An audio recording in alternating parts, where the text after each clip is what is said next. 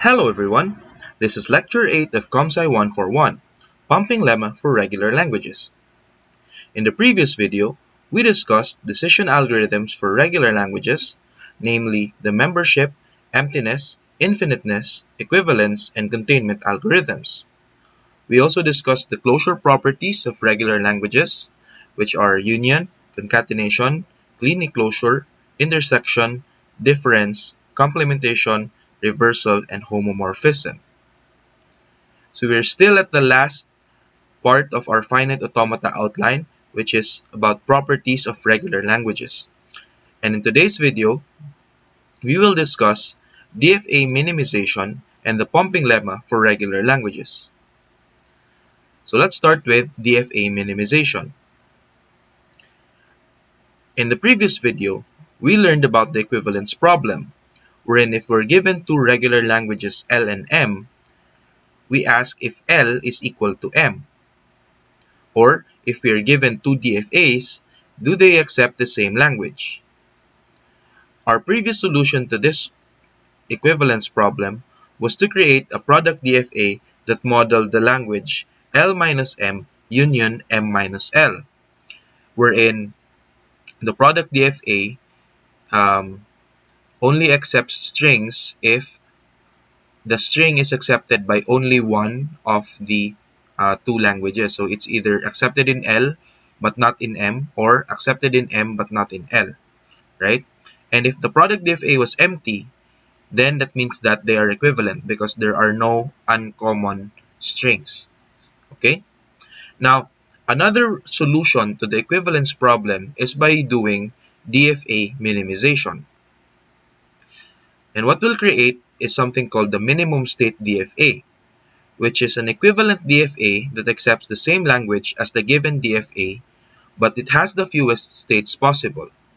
Okay, so it's the equivalent DFA with the fewest states possible that accepts the same language as a given DFA. Okay, now we could try to minimize it using brute force. So you could test all the possible smaller DFAs for equivalence with a given DFA, but this would be a very naive and terrible algorithm because there are way too many smaller DFAs for a given DFA, right? So we won't even try to do brute force.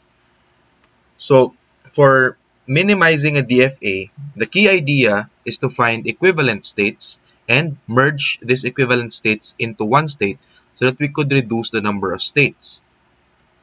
Now, how are two states equivalent?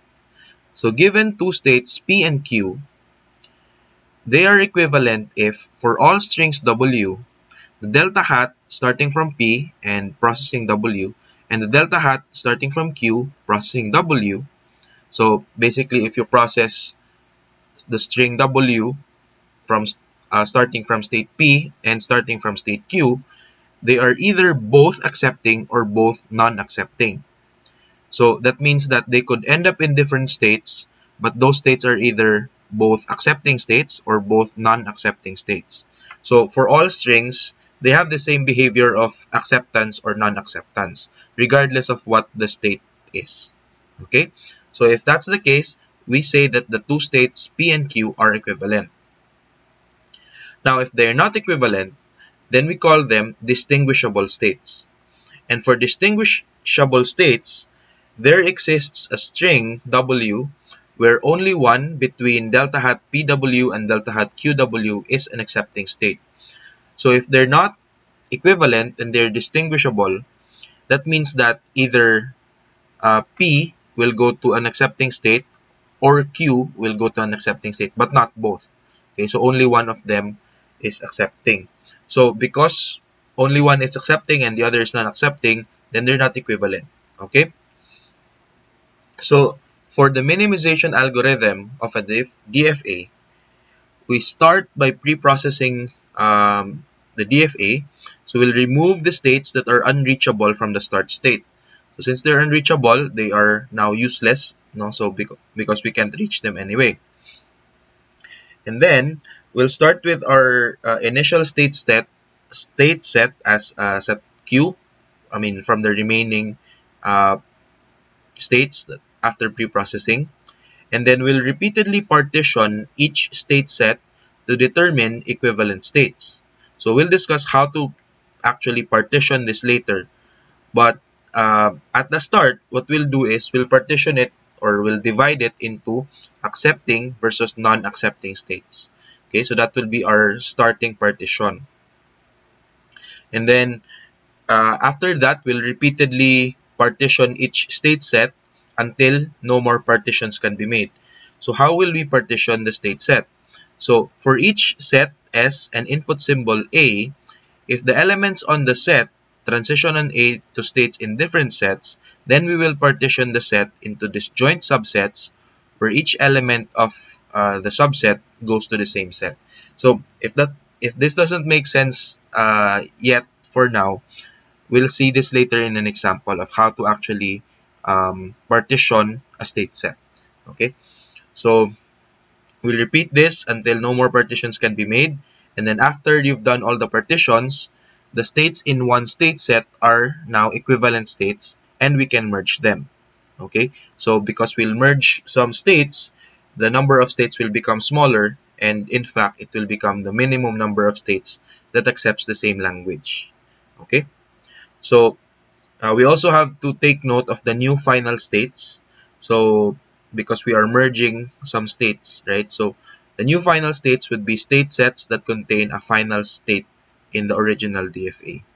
Okay, so if you have a final state in your state set, you're also a final state in the minimized DFA.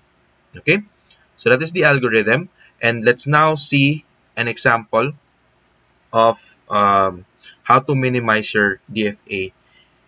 Yeah, so given this DFA, for example, um, the first thing that we'll do is pre-process, right? But everything is reachable from the start state, so we can reach P, Q, and R. Okay. Now, the first thing is we'll partition accepting states versus non-accepting states. So we have two accepting states here, which are Q and R. So our final states here are Q and R. And then the non-accepting state is just P, right? So we have this partition here. So we divide QR and versus P. Now, on input 0, let's write their transitions. So Q on 0 goes to P, Q on 1 goes to R, and so on. So these are just the transitions, right?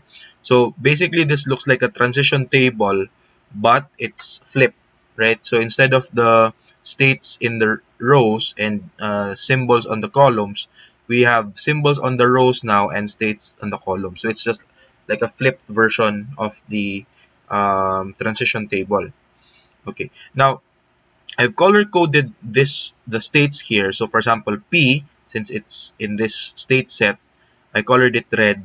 And then Q and R, since they belong to the same set, I colored it green, right? Now, on for this one, for Q and R, on on input 0, they both go to P, which is this set. So it's okay, right? Because it's in the same set.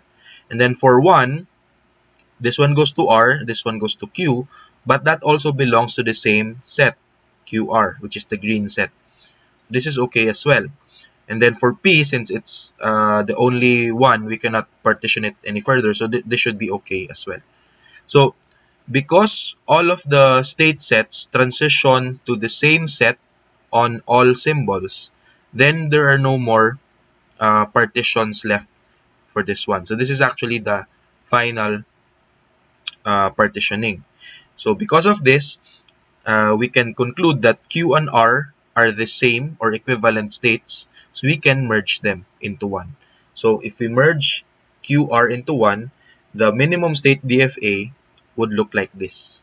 Okay, so from this one, we merged Q and R into one state, and then all of their transitions, for example, if it's from state to state Q or to state R, then it should be to state QR in the minimum state DFA. Okay, so we have merged states Q and R here. Okay, so that is our first example. Let's see one more. Okay, so given this DFA, so are there any unreachable states? So from P we can reach T, R, Q, and then U and S. So actually all of them are reachable. And then our initial partition would be final or accepting states versus non-accepting states. So that would be T and S. So these are the final states, T and S, versus P, Q, R, and U, because those are the non-accepting states, right? And then if we put, or if we take all of the transitions here, our initial partition should look like this. Okay, so S and T are the final states here, and the rest are non-accepting states, P, Q, R, U. Okay, so I've taken all their transitions again on 0 and 1, and I've color coded them as to what state or state set they belong in. So S and T, this will be the green set. P, Q, R, and U, this will be the red set. So I've color coded everything. So for S and T, we should not partition this anymore because S and T on 0 both goes to R, so it's the same. And S and T on 1 goes to P and U respectively, but P and U belongs to the same set, right? So we can keep this as is. However, for PQRU, you'll notice that we will have to break this up, or we'll have to partition this because, okay, so let me change this one first.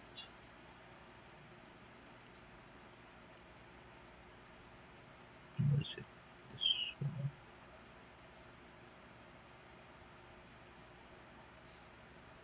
Okay, so if it's P, Q, and just U, they both go to the same state set because this is red, this is red, this is also red. And then the same thing for 1. This is green, green, and then green, right? Because it's S and T. However, R is the odd one out because it doesn't really belong to the state set, because on input 0 it's okay, but on input 1 it's different because P, Q, and U goes to S and T respectively, so it's the green set, but on 1 it goes to the red set. So we should take out R in this case and partition it as another state set. So we will separate R from PQU, so it would look like this now. Okay, so ST is still the same, PQU is now one set, and then R is another set. So with this, since we created a new state set, we will recolor everything. So everything that has R will be a new color now. So we'll color it yellow. Okay, and then R is already one state lang, so we don't have to partition this anymore. And then for ST, on 0 it still goes to the same state set. On 1 it still goes to the same state set, so this is also okay. And then for PQU, also the same, right? So on 0 it still goes to P, Q, and U, so that's the red set. And then on 1 it goes to S and T, which is the green set, so it's also the same state set. So this is also okay. So if the colors or on all the transitions are already homogeneous, then we don't need to transition and partition anymore. Okay, so this is the final partition. So we can merge the states S and T and PQU. So how would that look like? So PQU is now one state, and then ST is also one state, and then how about for the final states? Earlier, the final states were S and T. And since only state ST has the final state, so this would be the final state of the minimum state DFA as well. Okay? So from initially we had 1, 2, 3, 4, 5, 6 states. for the minimum state DFA, we only have 3 states na lang. Okay, because we merged PQU and ST. So this is the minimum state DFA that accepts the same language. Okay. Now, let's see one more example.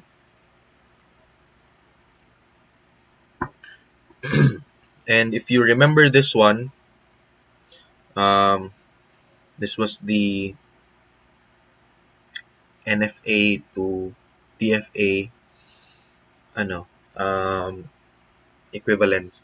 So let's use this DFA here, this transition table, and it will look like this in the transition diagram. So looking at this, we have two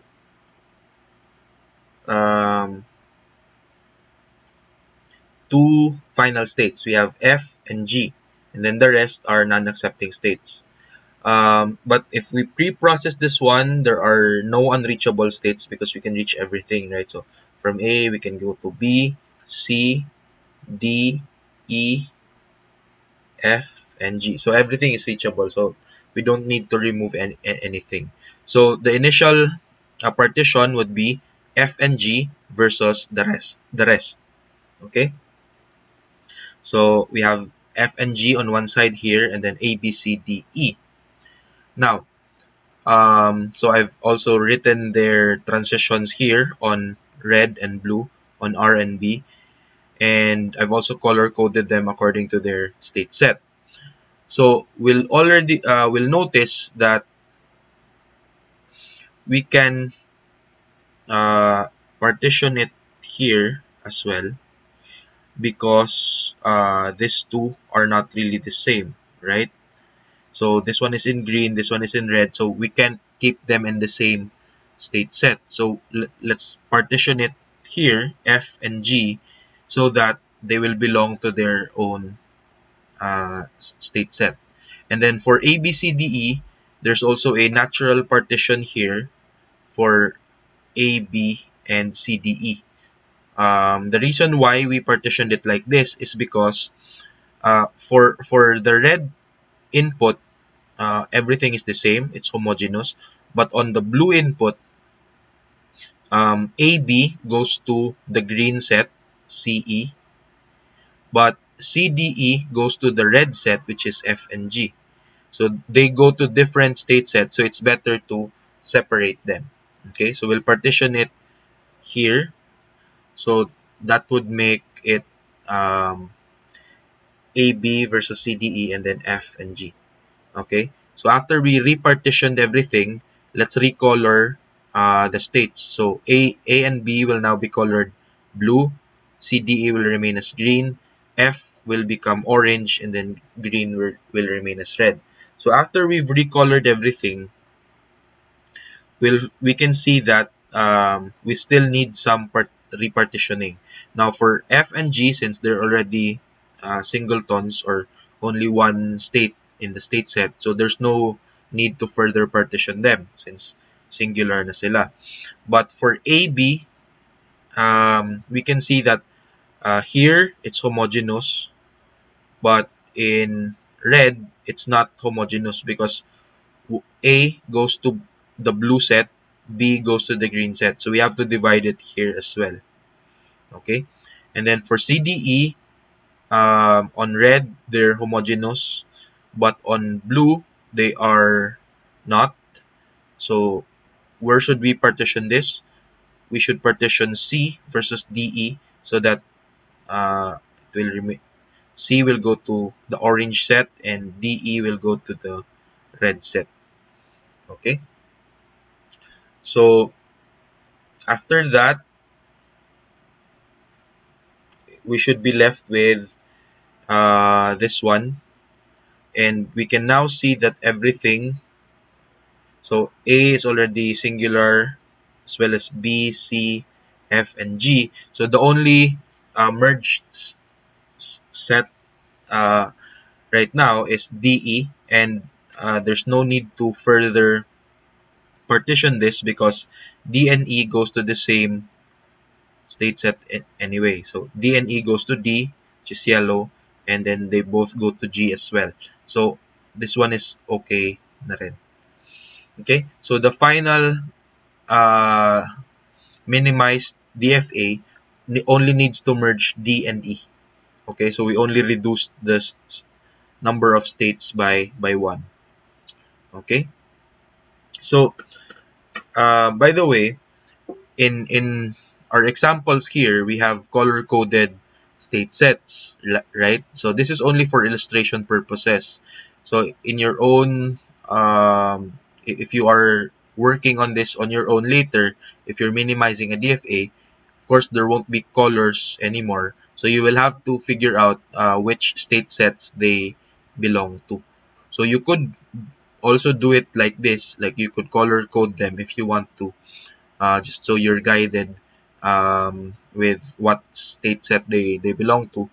But yeah, so just be careful about that, because in the real problem solving scenario later, there won't be any colors to guide you. So this is only for illustration purposes.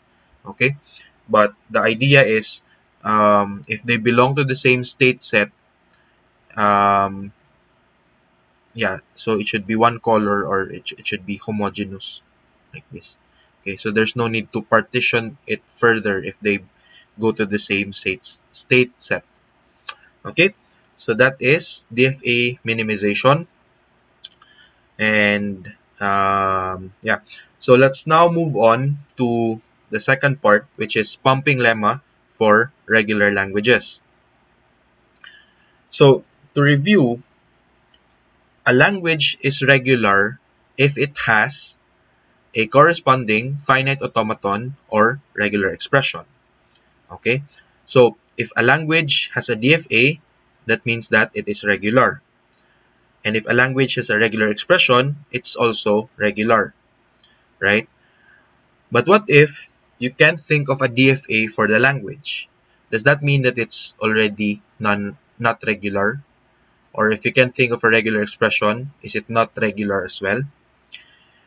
So if you can't think of a DFA for the language, it's not necessary that L is not regular. The same for regular expression.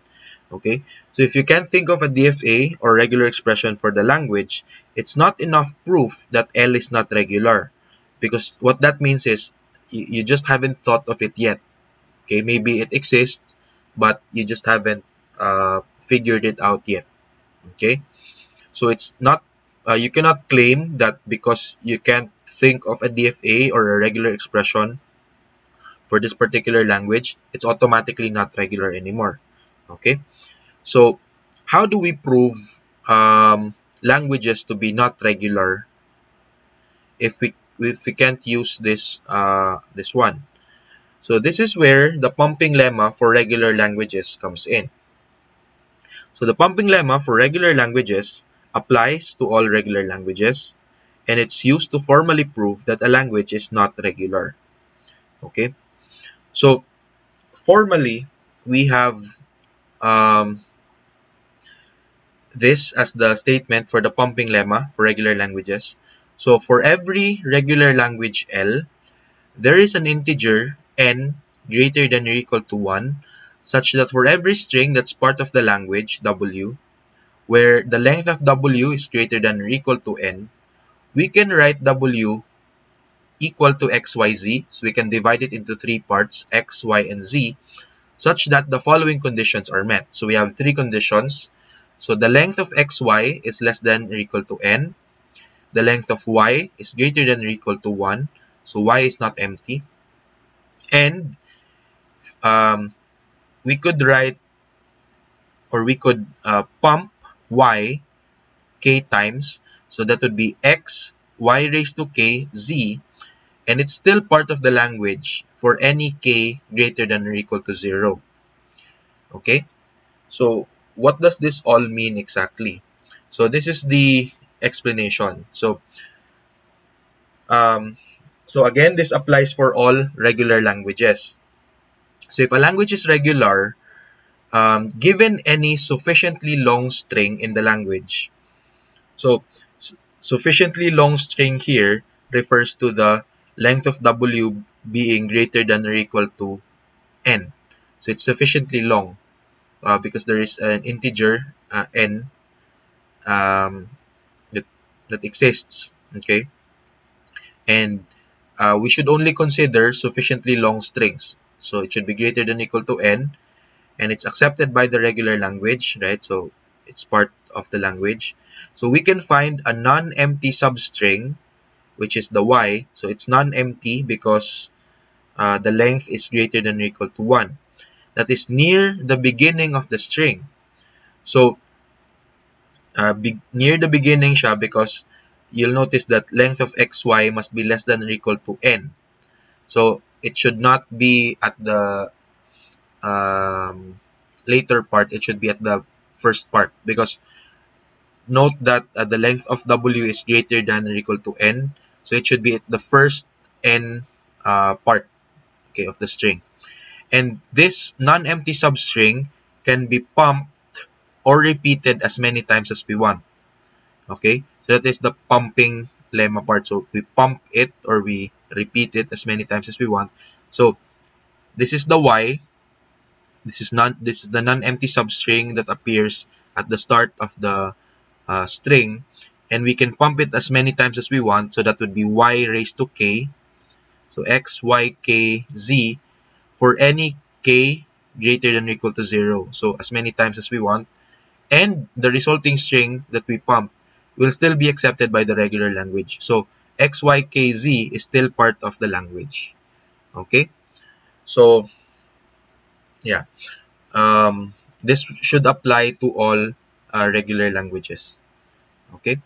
So, that's the pumping lemma for regular languages. And, yeah, if it doesn't make sense now, just read this again, and then try to read the idea, and then if after we go through the examples later, hopefully you can understand what this means exactly. Okay, so let's try to break down first the name itself. So pumping lemma for regular languages. So the pumping part is because we are pumping the y part as many times as we want. So by pump, we mean we add more and more of the y. So we repeat y as many times as we want. So y raised to k for k greater than or equal to 0. And however many times we pump the y part of the string, it will still be part of the language. Okay. Now the lemma part, lemma is just a helping theorem, and it's a helping theorem because we use it to prove another proposition, that being the language not being regular. Okay, and for regular languages means that this applies to all regular languages, because later on when we talk about uh, context-free languages, there will also be another pumping lemma for context-free languages naman. So that would apply to context-free languages, but for this one, this applies to all regular languages. Okay, so how do you prove languages to be non-regular exactly? So to do that, to prove that a language is not regular, we will use proof by contradiction. Okay, so we will assume first that the language that we want to prove to be not regular, we'll assume that it's regular first, because we will use proof by contradiction. So we have to start with the contradicting state. We have to start with the opposite statement and show that this statement eventually leads to a contradiction using the conditions in the pumping lemma for regular languages. Okay, and if we show a contradiction, that will invalidate the assumption that the language is regular, and this will prove that the language is not regular. Okay, so how do we do that exactly? So these are the steps. Excuse me.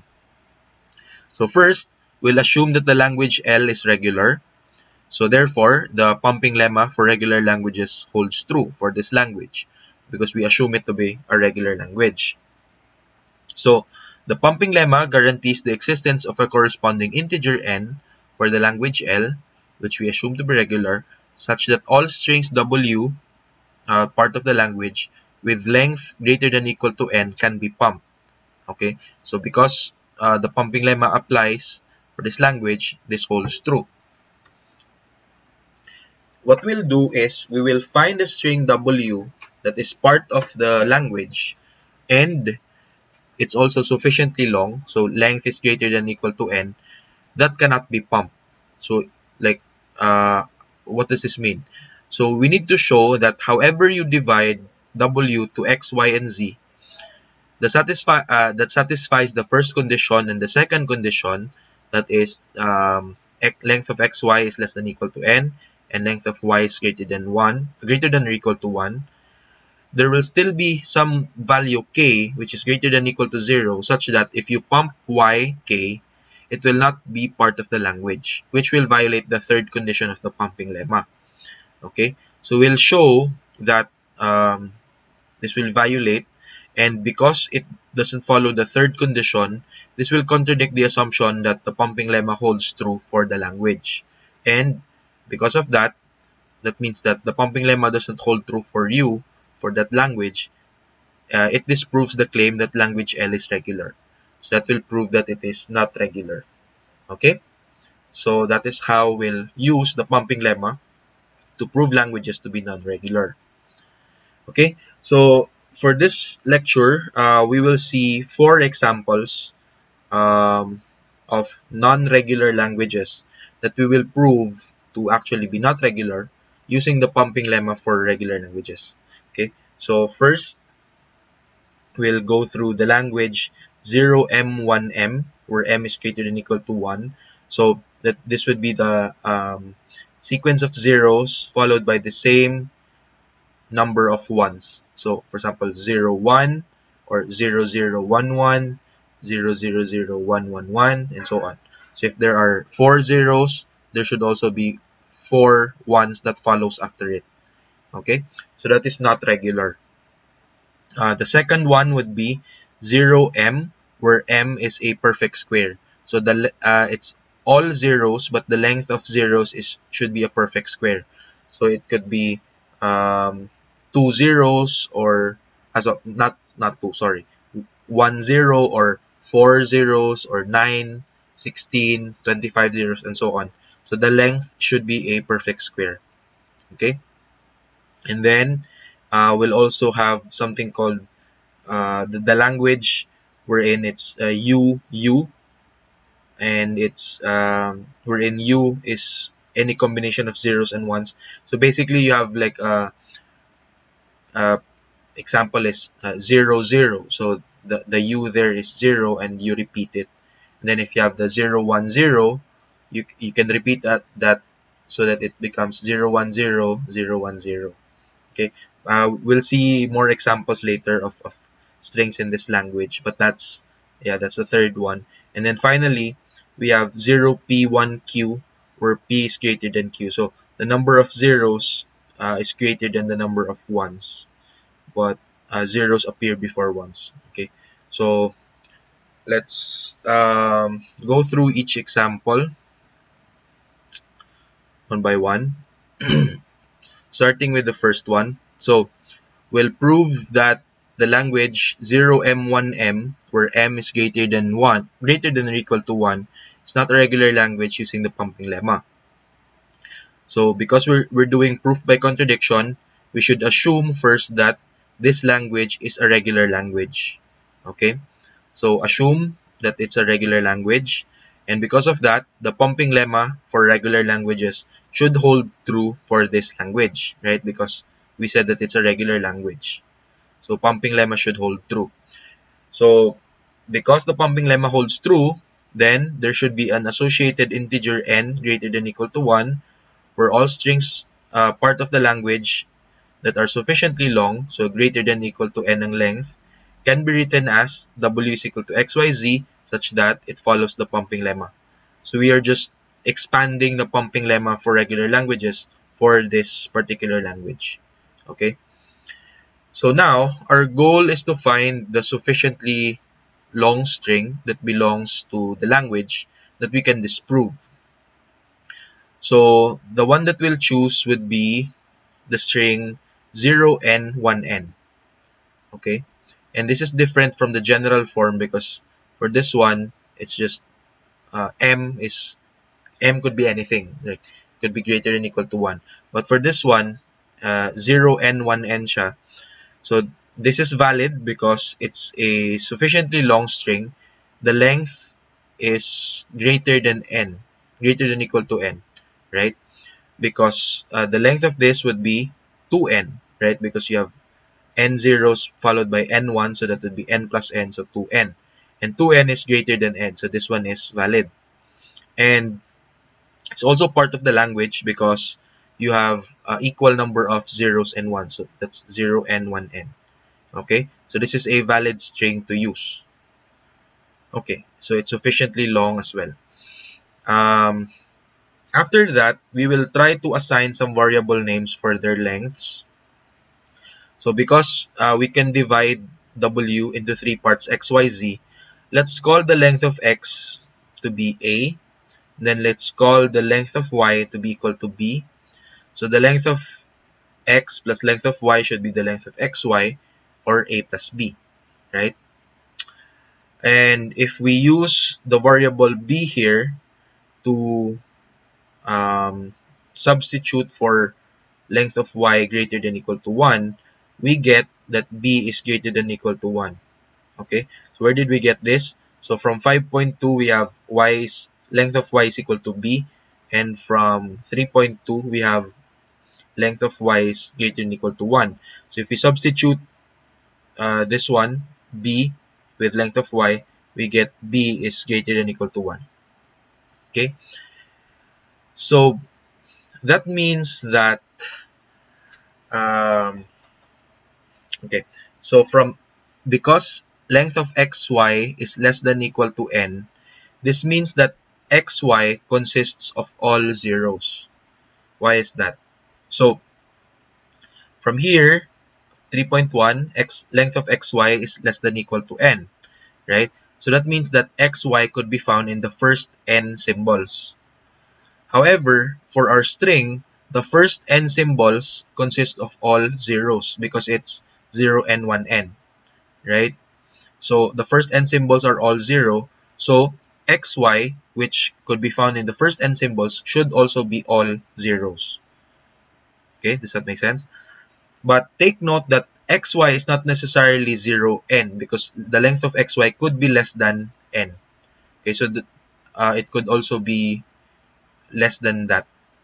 Okay, so from here, from statement 7, that xy consists of all zeros, then we can conclude that x is of the form 0 raised to a. So all zeros man si x. Okay, same with y. So y also consists of all zeros because again we have xy consists of all zeros. So why is it 0a? Because we said that the length of x is a, so that would be a number of zeros. Then for b, for y, that would be the length of y is b. So if y consists of all zeros, that would be b number of zeros. Okay, so that would be 0b.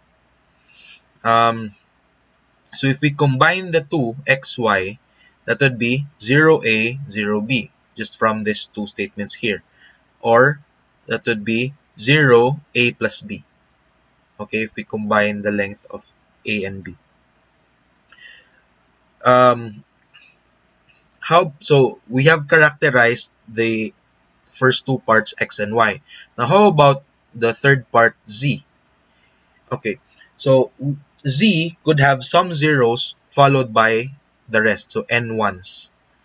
Okay, so let me draw that up first. So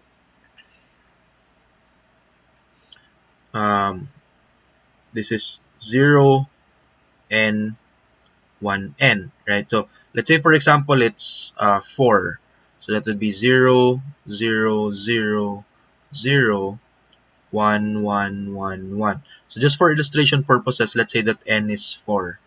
So xy should be somewhere here, right?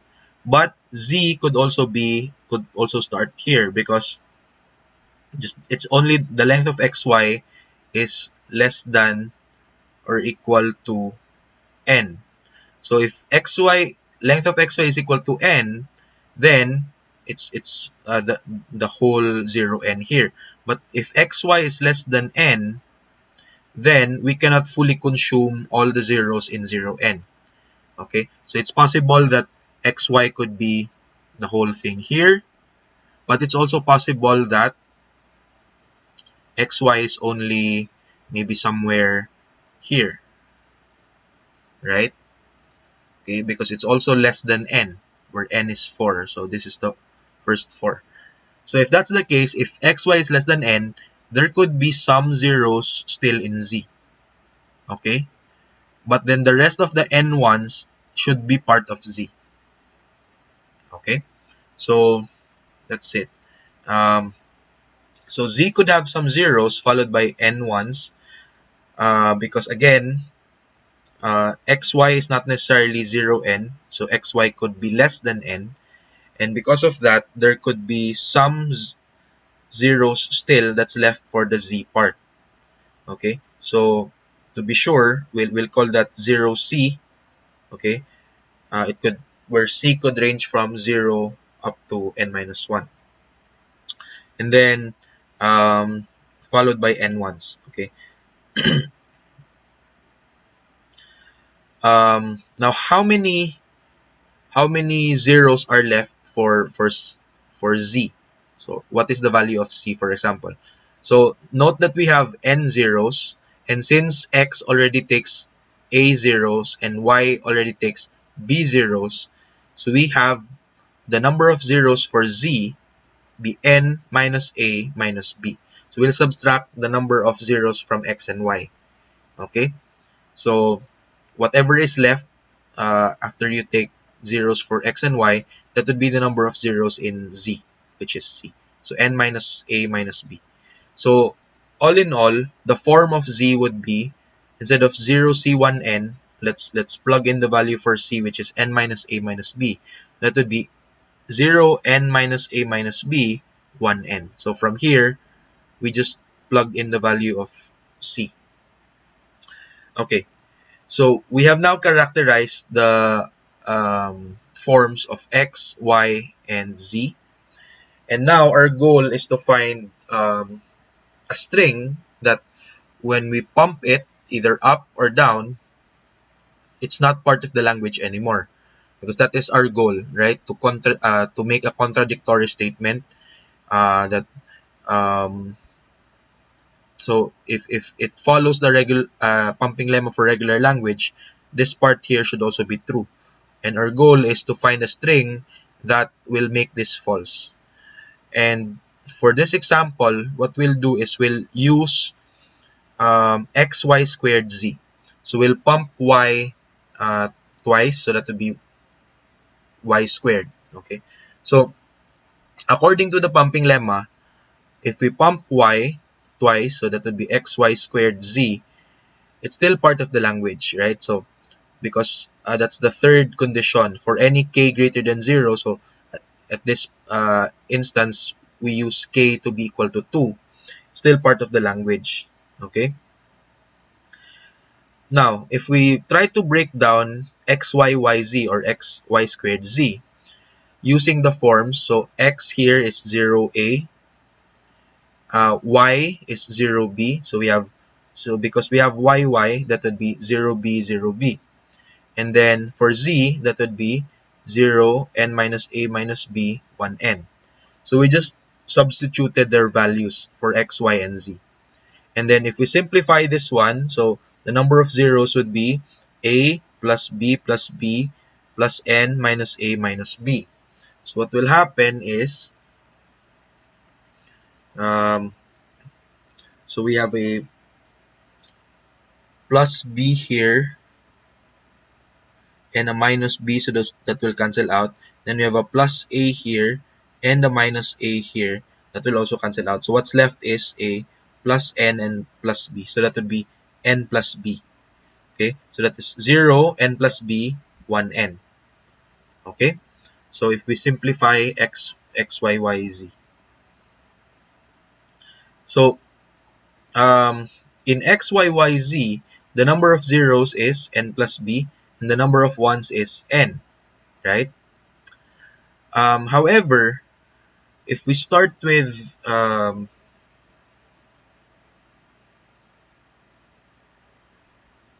so if we start with b greater than equal to 1, which is from this one here earlier.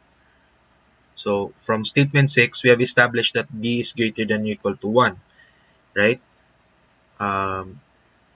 So if we start with that, b is greater than or equal to 1, and then if we add n to both sides, so that would be plus n, so we can say that n plus b is greater than or equal to n plus 1, right? And then n plus 1 is greater than n by definition because it's plus 1.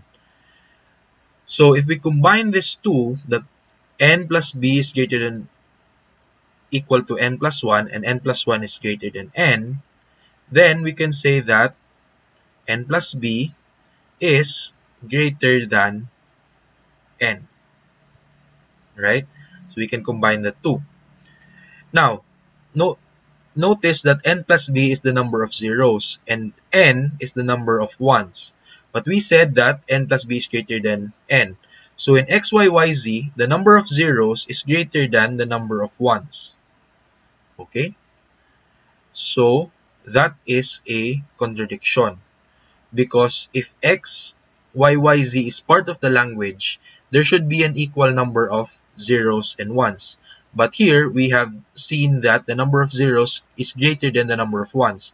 So they're not equal. So therefore, the string x, y, y, z is not part of the language. So that violates the third condition. So we have found a contradiction because we said that from line 14, it's part of the language here. But in line 21, we said that it's not part of the language. So because there is a contradiction, then statement, the third part of the pumping lemma is false. And because one part of the pumping lemma is false, then the whole pumping lemma doesn't hold true.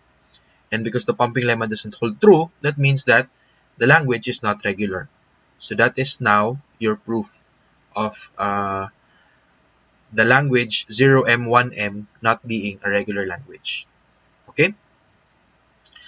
So that is the first example. Let's now go to the second example. So let's try to prove that the language 0M, where M is a perfect square, is not a regular language as well.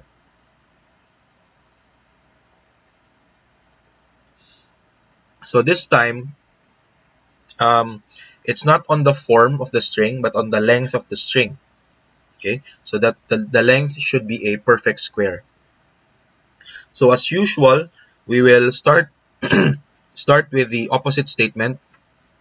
We'll assume that the language 0M, M is a perfect square, is a regular language. Okay, and because of that, the pumping lemma should hold true. Okay, and again, we'll just expand the pumping lemma here.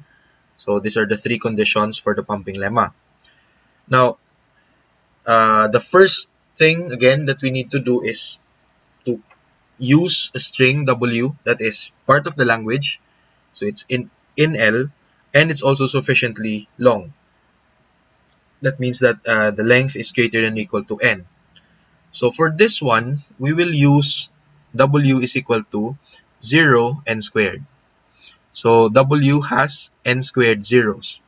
And this is valid because, well, the length is a perfect square because it's n squared. And the length is also sufficiently long because n squared is greater than or equal to n for n greater than or equal to 1. Okay, so if n is 1, n squared is equal to n, which is correct. And then if for n greater than 1, n squared will always be greater than n, right? So W is equal to 0 n squared is a valid string.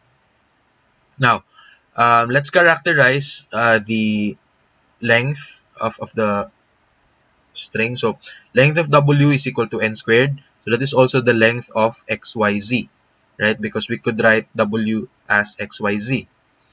Okay, so length of xyz is equal to n squared. We can also claim that the length of x is greater than or equal to 0. And the reason for this is because there are no restrictions for x to be non-empty. Okay, so for this one, for x and y, for y, we restrict it to be greater than or equal to 1, right? But for x, there is no such restriction. We just restricted it that xy must be less than or equal to n, but for the minimum length, there's no such restriction, so we could claim that it's greater than or equal to 0. Okay, so it could be 0 or more. Okay, so that's it for this one. So length of x could be greater than or equal to 0. Now, how about the length of y? So the length of y, we said that it's greater than or equal to 1, but how about its upper limit? So the maximum possible length of y is actually n. And the reason for that is because, okay, y is the length of y less than or equal to n. So from 3.1, we have length of xy is less than or equal to n. And from this one, from 6, statement 6, we have length of x is greater than or equal to 0. That means that x could be epsilon. It could be empty. If x is empty, if x is equal to 0, if length of x is equal to 0, what will happen to length of xy? So because this is empty, that means that the whole y is actually equal to n, right? So xy, where x is equal to empty, that means that empty y or epsilon y is just equal to y. Okay, so that means that the length of xy is equal to length of y, which should be equal to n this time. Okay, so it could be up to n. Okay, so maximum possible length of y is equal to n, and that is if x is empty.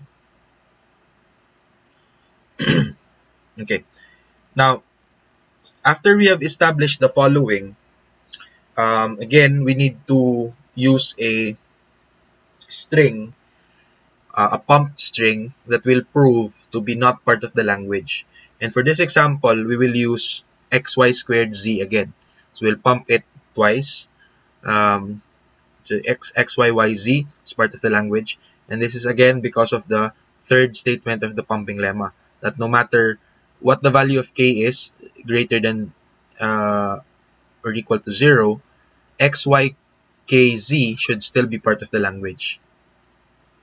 So because x, y, y, z is part of the language, the length should be a perfect square, because by definition, strings in the language should have a perfect square length, right?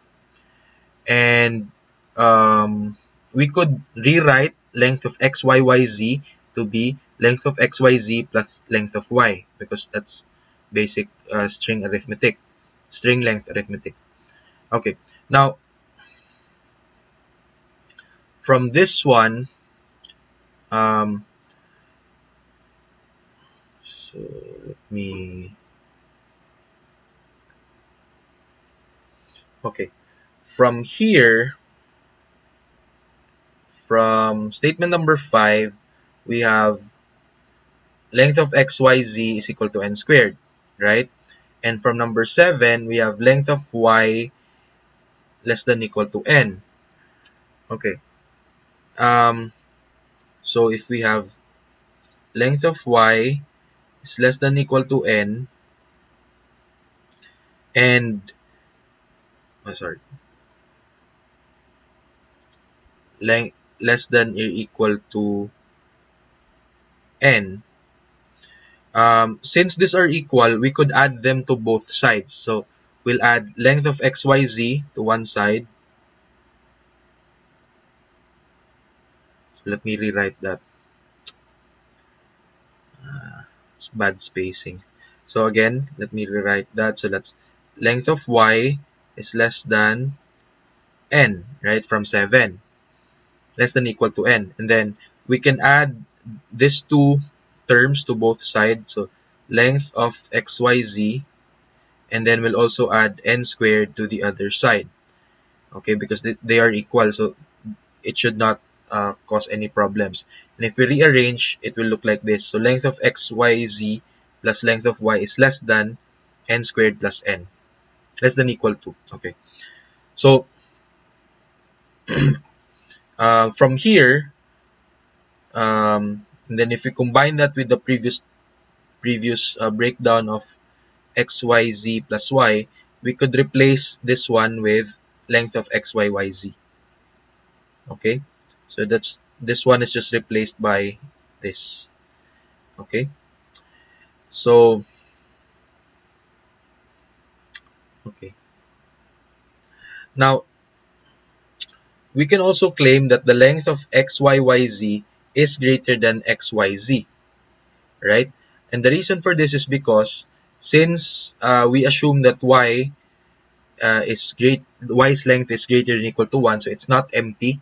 So if you repeat y, so we have two y's here, and then this one only has one y.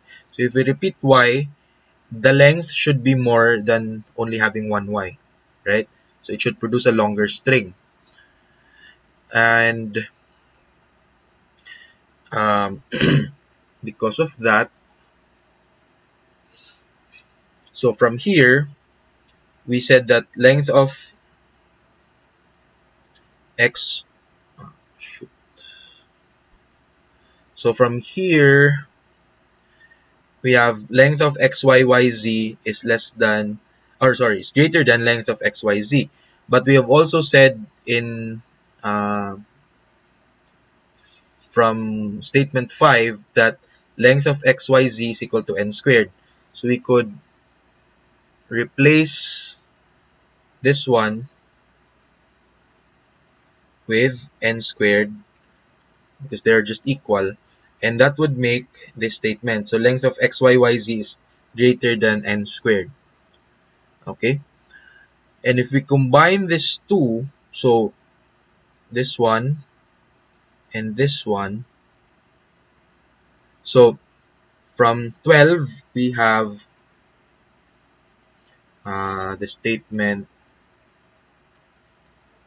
So we have length of xyyz is greater than or equal to n squared plus n. So that is the statement number 12. And then if we combine that with statement 14, so it should be greater than n squared. So it would look something like this, right? So in one statement, that would be n squared is less than xyyz is less than equal to n squared plus n by combining these two statements. Okay, now from here, what will we do? So we know that after n squared, the next perfect square is n plus 1 quantity squared, right? Because, for example, after 3 squared, the next perfect square is 4 squared, right? So n plus 1 quantity squared. And if we just expand this one, that would be n squared plus 2n plus 1. And we also know that n squared plus n is less than n squared plus 2n plus 1. Because even if n is 0, so if n is 0 here,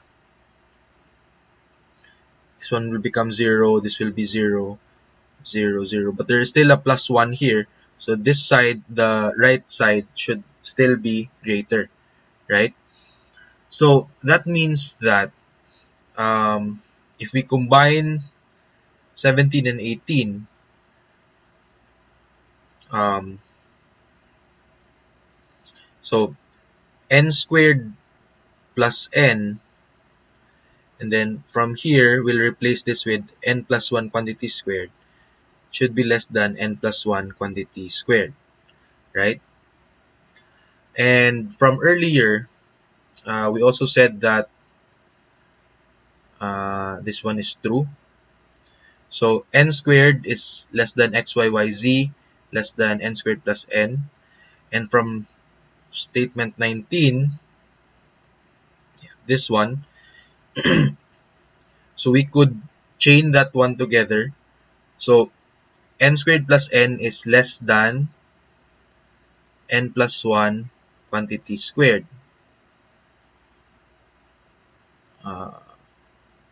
Squared here. My okay is less than n plus 1 quantity squared. And from here, we can extract this part lang. So that would be n squared is less than xyyz's length, and then less than n plus 1 quantity squared. So we can see that the length of xyyz is sandwiched between two consecutive perfect squares. Between siya sa n squared and n plus 1 quantity squared. And we've established that they are two consecutive perfect squares. So that means that the length of xyyz cannot be a perfect square because it's already between two consecutive perfect squares, right? So if it's, for example, 3 squared, and then if it's between 3 squared and 4 squared, so the length should not be a perfect square anymore. Okay, and because the length is not a perfect square, that means that xyyz is not part of the language.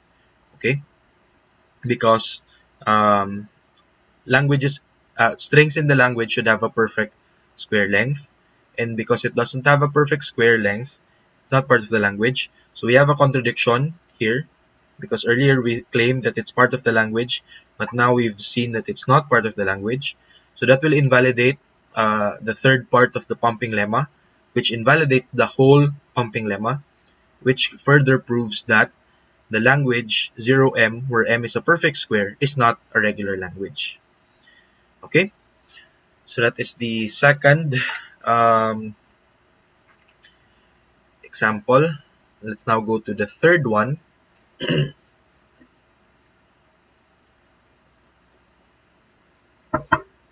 So in this example, we'll prove that the language UU, where U is any combination of binary strings, is also not a regular language. Okay, so example strings are epsilon. So if it's both epsilon, then yeah, it's still epsilon. And then 0, 0, so the U here would be 0, so it's repeated. 1, 1, so the U is 1. For this one, the U is 0, 0, so you repeat 0, 0 here. And then you have 0, 1, 0, 1, so the U is 0, 1. Then the same here, 1, 0, 1, 1. The U here is 0, 0, 1, so that's repeated. The U here is 1, 0, 1, so that's also repeated. And the same one here. Okay, so you get the idea. You repeat the first half of the string, basically. Okay, so as usual, we start with the assumption that the language is a regular language. So the pumping lemma holds true for this language. And we have also expanded the pumping lemma here. Now, for this one, we will need to choose a proper string W that will be used to prove that it's not regular. But we have to choose the string W wisely. Because, for example, in this one, we want to prove that UU is not a regular language. Now, if we use the string 0n, 0n,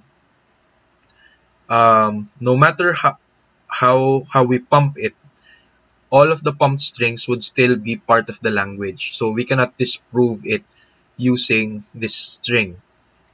Because there is a way to break W is equal to XYZ such that we could pump Y and it would still be part of the language. So that doesn't mean that it's regular already. It only means that you haven't found the right string yet. Okay. What if we use 0, 1, quantity n, 0, 1, quantity n? This would still be wrong because there would still be a way to break W into 3 parts such that we could pump Y and it would still be part of the language. So we have to be clever about how to actually or what string to actually use for the proof. So in this one, we will use the string 0n1, 0n1. So this is still UU, right? Because the U here would be U 0 and 1. So that's repeated here. And we will show that there exists a K such that no matter how you break the string, the pumped string would not be part of the language. Okay, so let's go back here and we will use 0n1, 0n1. So this is valid because it's sufficiently long. So the length of this is we have 2n plus 2, right? Because this is n plus 1, n plus 1, so that's 2n plus 2. And it's also part of the language because it follows the UU pattern wherein U is 0 and 1. So it repeats, right? Okay, so we'll also assign variable names just like what we did in the first example. So length of x be equal to a, length of y equal to b. So their sum, length of xy should be equal to a plus b. Okay, and as usual, we could replace length of y is equal greater than equal to 1 with b greater than equal to 1. Okay, so we just combined 3.2 and 5.2 here. Okay, so that also means that xy consists of all zeros.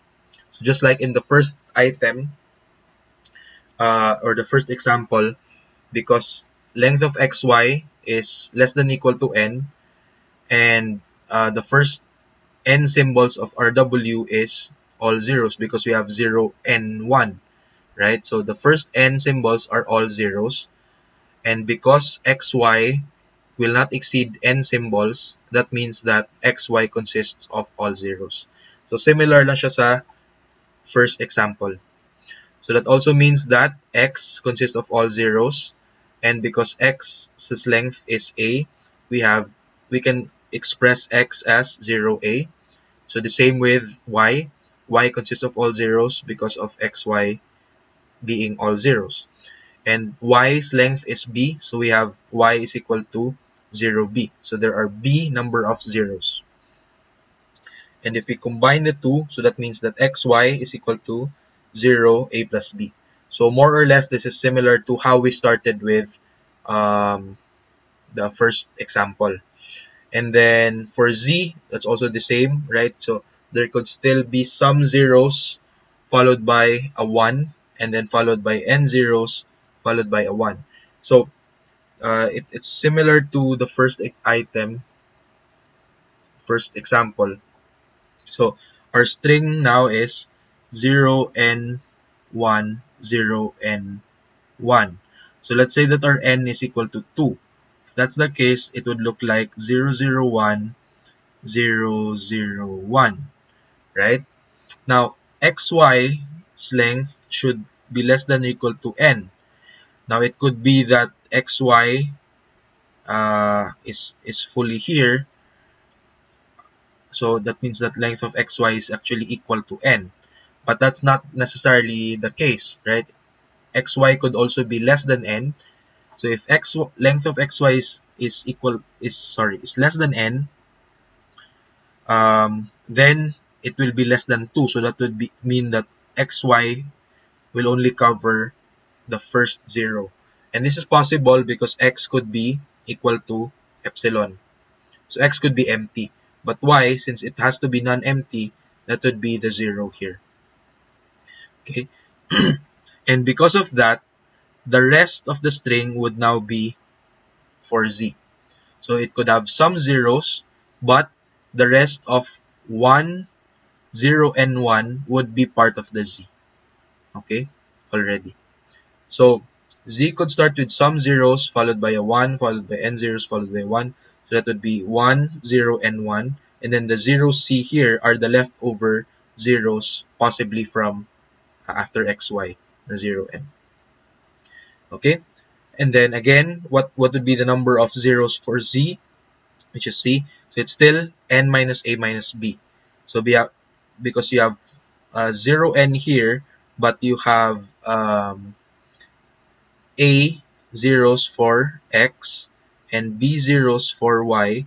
So for c, that would be n minus a minus b. So you subtract the zeros that are taken by x and by y. Okay, so if we plug in the value of c here, that would be 0, n minus a minus b, 1, 0, and 1 for z.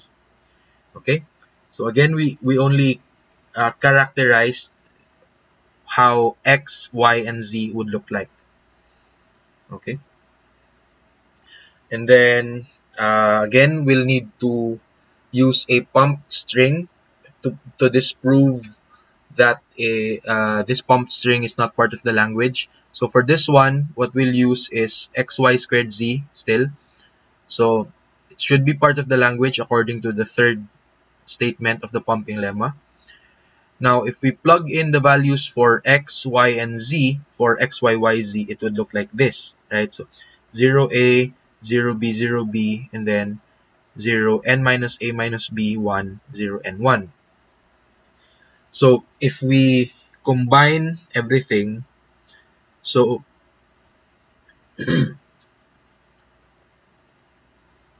what will happen is this negative b here will cancel out this positive b, and this negative a here will cancel out this a. So what will be left would be the b plus n here. So that would be 0, n plus b, 1, 0, n, 1. Okay, so the number of zeros in the first half of the string would be n plus b, and the number of zeros in the second half of the string would be n. Okay, so from earlier, we have established that b is greater than or equal to 1, right?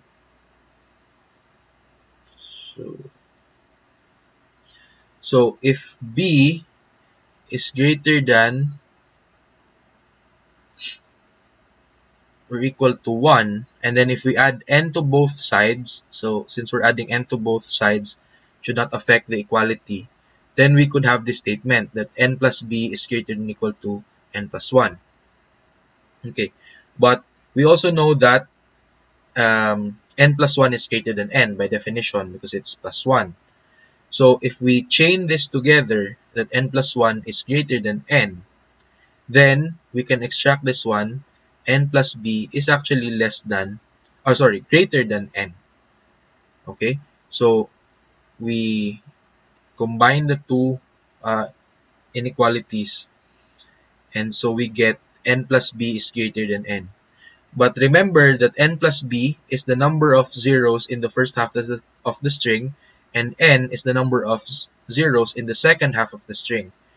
But we are saying that the number of zeros in the first half of the string is greater than the number of zeros in the second half of the string. And that means that xyyz in xyyz is not part of the language, because in the language there should be equal number of zeros in the first half or the second half of the string, because they should be equal, right? It should be UU. But if you have more zeros in the first half than in the second half, then they're not equal anymore, right? So if they're not the same, that means that we have found a contradiction. So earlier we claimed that it's part of the language, but now we've seen that it's not. So that means that it contradicts the third part of the statement of the pumping lemma, which states that however way we pump y, it will still be part of the language, okay, the resulting string. So this one is false. That makes the whole pumping lemma false for this language. And because the pumping lemma doesn't hold true, that proves that the language is not regular. Okay, so that's it for the third item. And finally, we have our last example for the pumping lemma.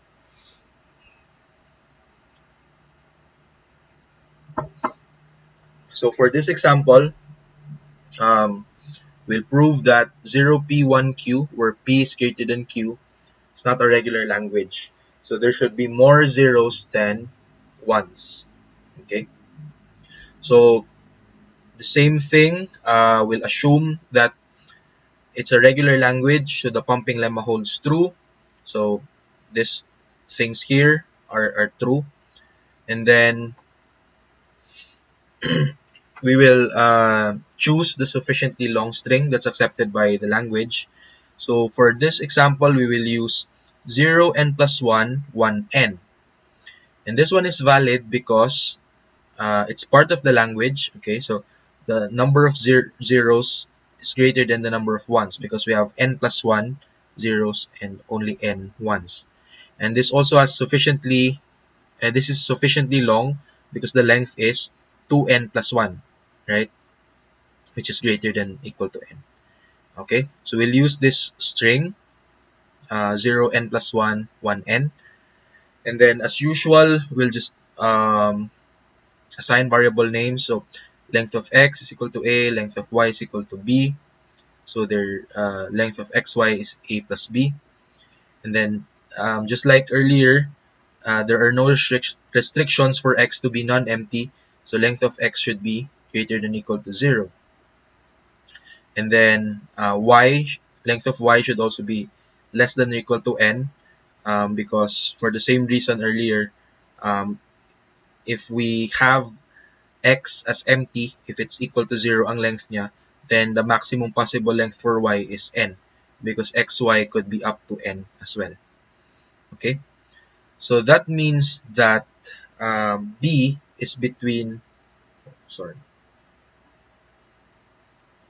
b is between 1 and n, because earlier we said that length of y here, length of y is greater than or equal to 1, and then here we also said that it's less than or equal to n, so we could write it like this. And then length of y is just equal to b, so we could do it like this. Or if we reverse the order, that would be 1 less than equal to b less than equal to n. So we have this one. So b is between 1 and n, the value. Okay, we can also claim that xy consists of all zeros, because again, length of xy should be less than or equal to n, so it should be found in the first n symbols. But we are sure that the first n plus 1 symbols are all zeros because we have 0 n plus 1. Okay, so x consists of all zeros because xy is all zeros, so x is 0a, y is 0b. So it's very similar to what we did in earlier examples as well. So we can also write xy is equal to 0a plus b, and then z again will have some zeros followed by n ones, so just like in our first example. So that would be 0c 1n. Yeah, and then c will be now for c, or the number of zeros in z, it would be different now because we have 0 n plus 1 1n, right? So we have n plus 1 zeros, and then we subtract a because this is in x, the number of zeros in x, and then we also subtract b because this is the number of zeros in y, right? Because remember that x is 0a, y is 0b, right? So n minus a minus b plus 1, that would be the number of zeros in z. So we could write z as n minus a minus b plus 1, 1n. Okay, Now, what we've been doing so far is we've been pumping up, right? We've been using the xy squared z so far, right? Because here, xy squared z, and in the other examples as well, we've been using xy squared z to disprove the third statement. But for the fourth example, our goal is to find a string that is not part of the language to create a contradiction. But if we pump up, it will not be useful because our goal is to show that the pumped up string should not be part of the language. And remember that our language needs to have more zeros than ones. But if we pump up the y part, which is all zeros still, right? So going back here, remember that y is all zeros. So if we pump up y, there will still be more zeros than ones, which is not helpful in our proof because what we need to do is that we need to prove the opposite. We need to prove that there should be less than or equal zeros than ones. So what we'll do is not this one. So pumping y 0b will increase the number of zeros and it will still have more zeros than ones. So what we'll do instead is we'll pump down. And what that means is we'll use k is equal to 0. So we will in effect remove y. So what will happen is it will just become xz because y raised to 0 is epsilon. And this is valid because remember that for our pumping lemma, this statement is true for all k greater than or equal to 0. So it still applies for k is equal to 0. So we could pump this down and it would still be valid. Okay? So again, the reason why we'll pump down is because we're trying to prove that the pump string should not be part of the language. So it should have less zeros than ones. Okay? So what we'll use is xy0z, or still part of the language, or effectively xz na lang because y0 is epsilon. So if we plug in the values for x and z here, that would be 0a, and then for z, that would be 0 n minus a minus b plus 1, 1n. And if we combine all of this, so what will happen is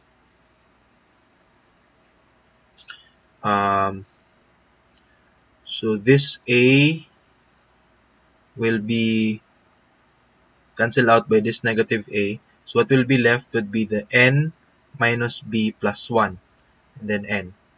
Okay, so the number of zeros would be n minus b plus 1, then the number of ones is n. Now remember that from earlier we established that the range of b is from 1 up to n, right? Range of values for b.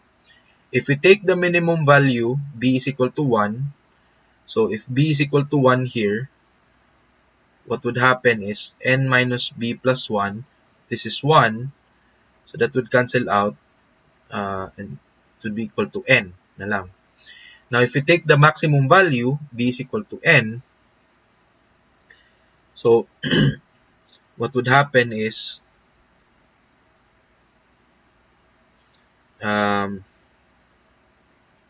so n minus b plus 1 will be equal to 1. So this would be equal to n, this would be equal to 1. And we did say that n is greater than equal to 1, right? So n minus b plus 1, which is equal to 1, is less than equal to n. So n minus b plus 1 is less than equal to n here. Does that make sense? So again, if we have n minus b plus 1, if we take the maximum value, this would be equal to 1, right? Because if we plug that in, that would be there. But we also know that 1 is less than equal to n. So we have n minus b plus 1 less than equal to n. Okay, so in xz, for the range of values for b, n minus b plus 1 is less than or equal to n. Why is that? Because n minus b plus 1 is equal to n or less than or equal to n. We have shown that for the two extremes. So it should be less than or equal to n in this case, ang range ng values. So that means that in xz, the number of zeros, n minus b plus 1, is less than or equal to the number of ones. Right? So n here is the number of ones. So it's less than or equal.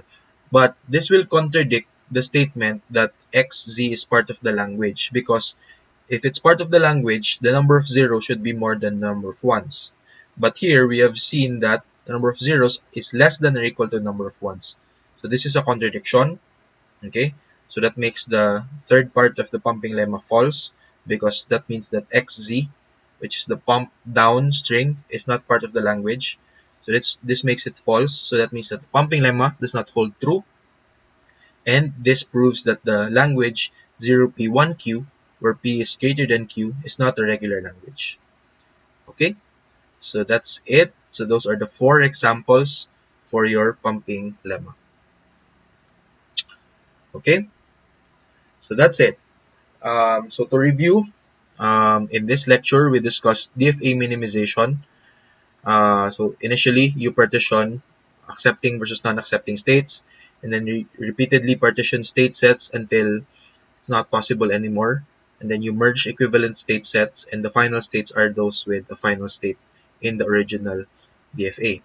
Okay, and then we also discussed the pumping lemma, wherein um, it applies to all regular languages. So there should be an integer n greater than or equal to 1, such that for all strings that are sufficiently long, so that are part of the language, so part of L and length of W is greater than or equal to n, we can write W as XYZ. So we can divide it into 3 parts, such that the following conditions are met: length of XY is less than or equal to n, length of Y is greater than or equal to 1, and we could pump Y as many times as we want. So that would be k for all k greater than or equal to 0, and the resulting string xykz would still be part of the language. Okay, so this was the explanation for that one. And yeah, we use this pumping lemma to prove that languages are not regular. Okay, so that's it. That's the end of our topics for finite automata and regular languages. So far we have discussed deterministic finite automata, regular languages, and regular expressions. We have also discussed non-deterministic finite automata and epsilon NFA. We've also seen that the equivalence of the different types of finite automata, and that we can convert a regular expression to a finite automata as well. And we have also seen extensions of finite automata, like automata with output and two-way finite automata. And then we have also seen properties of regular languages, like decision algorithms, closure properties, and now the pumping lemma. Okay, so that's it for finite automata. Some announcements. So since we're already done with our first set of topics, next week we will have our first long exam. So that would be a take-home open notes type of exam. And then after that, next week, after we finish our first long exam, we will go to our next topic, which would be about context-free grammars. So our next set of topics would be context-free languages and the push-down automata. So we'll start with context-free grammars next time. Okay, and that's it for this video. I'll see you next time.